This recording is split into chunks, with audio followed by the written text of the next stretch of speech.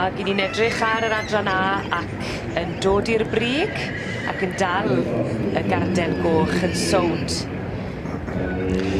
Sam Mosley yw hon, un o'r cynhyrchwyr prysur iawn sydd yn gweithio'n galed gyda'r ceffylau yma, a Waxwing Passport.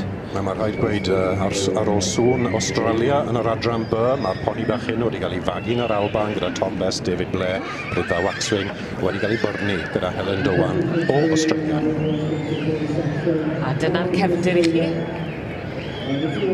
A'r cyfuniad perffaith yn sicrhau mae Waxwing Passport ddath i'r brig.